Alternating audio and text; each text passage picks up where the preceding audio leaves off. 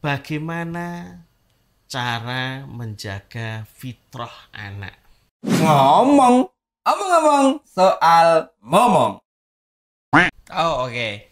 Menjaga fitrah. Berarti ini kemarin kita sudah bahas jalur-jalur pertumbuhannya gitu ya, Pak. Itu ya ada dari tufula, kemudian murohakoh dan lain sebagainya gitu ya.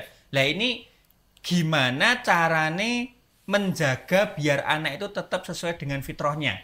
Betul. Yes. Oke, kita masuk dari mana nih berarti Pak D? Cara menjaga fitrah anak. Latar belakangnya mengapa? Dan kenapa juga fitrah anak perlu dijaga? Ya, mengapa ini perlu diobrolkan untuk menjaga fitrah anak tadi? Karena jadi kontroversi pendapat tentang pendidikan yang diselenggarakan di sekolah-sekolah. Oh, langsung mengerucut ya, sekolah-sekolah gitu ya? Iya. Atau pendidikan secara umum? Iya, karena pendidikan di sekolah-sekolah itulah yang kemudian juga menjadi pemantik bagaimana orang tua itu mendidik anaknya. Oh, oke. Contohnya, ketika guru ini menekankan tentang pendidikan di sekolah yang sifatnya akademik, misalnya guru mengatakan bijine putra Anda ini ketinggalan dan sebagainya, maka orang tua akan terstimulasi menjadi mengejar anak.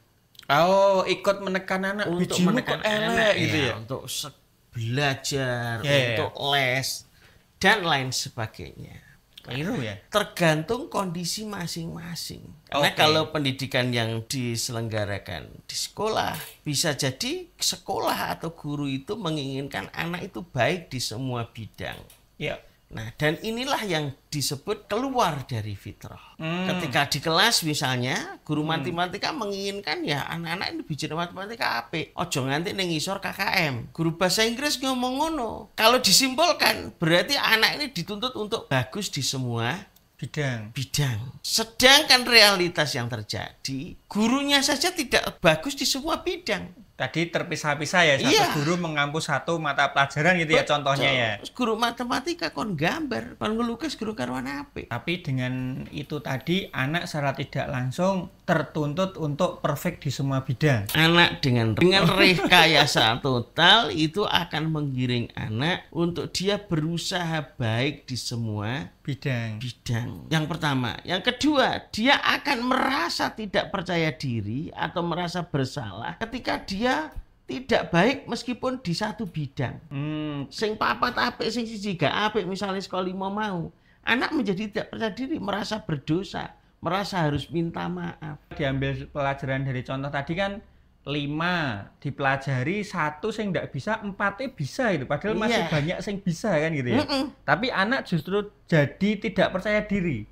Itu tidak sedikit orang yang dia memiliki pendidikan yang tinggi, titel dhuwur, mungkin dokter, profesor, tapi tidak mengerti fitrah anaknya. Banyak orang tua yang memaksakan anaknya untuk jadi dokter. Banyak orang tua yang memaksakan anaknya harus jadi ustadz, kudu mondok sekolah SD tekan kuliah, kudu ngapalke Quran, kudu ngapalke hadis, Harus jadi hafid gitu ya. harus jadi ustadz. Jadi ustadz. Ini terjadi. Nah, saya mendengar dari beberapa keluhan para ustadz yang mengelola pondok. Maka ketika terjadi pemaksaan keinginan orang tua dan pada fitrahnya tadi, itulah menjadikan anak ini tidak terantarkan sesuai dengan fitrahnya sehingga dia menjadi orang yang kecewa di dalam hidup. Anak itu diarahkan sesuai obsesinya si orang tua itu sendiri gitu ya. Iya.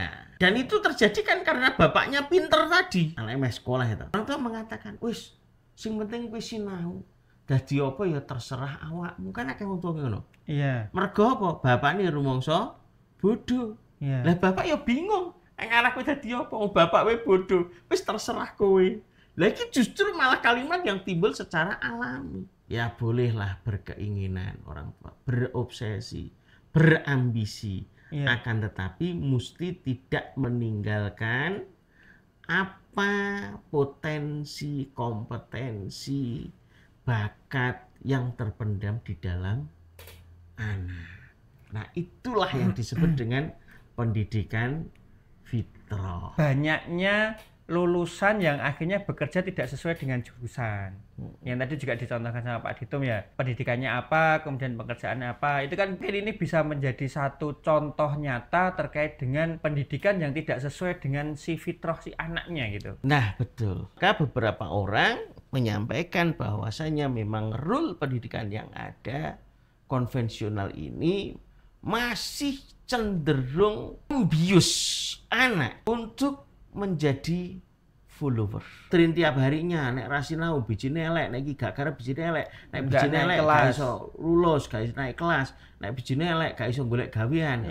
Sehingga salah satu efeknya ketika anak-anak itu berkumpul ditanya, "Nak, cita-citamu apa?" Jawabannya itu adalah jawaban copy paste, bukan jawaban yang berasal di dalam diri anak. Nah, bagaimana menjaga fitrah anak ini agar kembali kepada fitrahnya? Fitrah anak itu kan secara umum dibagi 3. Di karakter iman, karakter belajar, karakter bakat.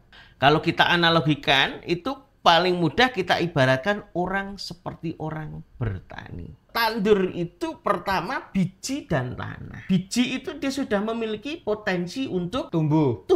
Perjalanan tumbuh tidak lepas daripada ketentuan dan takdir dari Allah Subhanahu wa taala. Maka petani atau orang tua itu fungsinya adalah yang pertama menanam dengan benar di tempat yang benar, ya kan? Jadi orang tua ini hanya sekedar petani, orang yang untuk merawat, menjaga. Kata merawat, maka untuk memberikan pertumbuhan tadi dia memberikan pupuk. Maka anak ini sudah memiliki karakter tadi, iman, belajar dan bakat. Wis enek ning jero anak kuwi. Apa ya bahasanya ya? Wis berwineh gitu ya Pak? Iya, wis berwineh, wis ada potensi di dalam.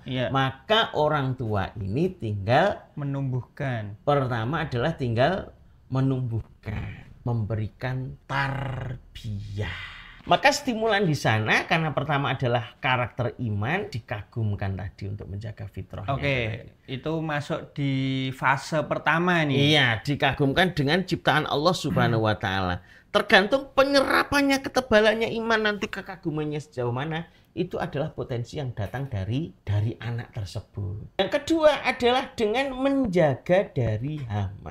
Hama itu kadang petani sendiri yang memberikan hama. Contoh, petani ingin memberikan pupuk, tapi overdosis. Maka bisa jadi orang tua itu punya keinginan memang. Tapi keinginan itu harusnya ditawarkan, bukan dipaksakan gitu. Jangan sampai petani ini menanam jagung, tapi dia intimidasi jagung agar tumbuhnya itu berbuahnya padi. Analogi ini dapat ya? Dapat. Nek sing nonton ora dapat ya ora urusan pokoke. Sing penting dhewe paham sih. Betul. Jadi nek saya ibaratnya tadi saya gitu Pak De. Jadi ketika anak ini winehe timun, ketika petani ini mengintervensi terlalu dalam pinginnya jadi tomat, kan ya jadi salah kaprah kan gitu toh? Iya, tidak akan pernah tumbuh tomat dan pohon ini akan selalu disalahkan. Ya. Oh, pohon gak genah. Bahkan tidak sedikit orang tua ini yang tidak mau mengakui kekurangan dari anak. Itu anaknya gak iso. Tapi umi iki gak terima. Ngono. Nah, gurune pusing. Anak iyo pusing. Kalau kita mau kembali kepada fitrah, fitrah akan mengantarkan kepada apa adanya. Cara menjaga yang pertama adalah dengan memberikan pupuk, ya toh? Iya. Supaya dia tumbuh dengan optimal. Sebelum pupuk ini diberikan, itu yang terpenting adalah orang tua memahami dulu bakat anak tadi atau karakter anak. Nah, ini menjadi pekerjaan yang jarang difikirkan oleh orang tua. Dan ketika difikirkan, orang tua akan menjadi repot dalam rangka mentafsirkan bakat anak. Orang tua yang memang kesulitan untuk memetakan bakat, ada caranya. Cara itu minimal ada 3 yang bisa diterapkan. Cara pertama adalah dengan observasi. 2 adalah dengan aplikasi. 3, firasat. Firasat itu bahasa lainnya itu adalah insting. Insting, ya. Nah, itu tadi kita nyepile rada loncat-loncat ya. Kita simpulkan coba Pak Ditum ya. Ya, lebih ini ya kita simpulkan. Cara menjaga fitrah.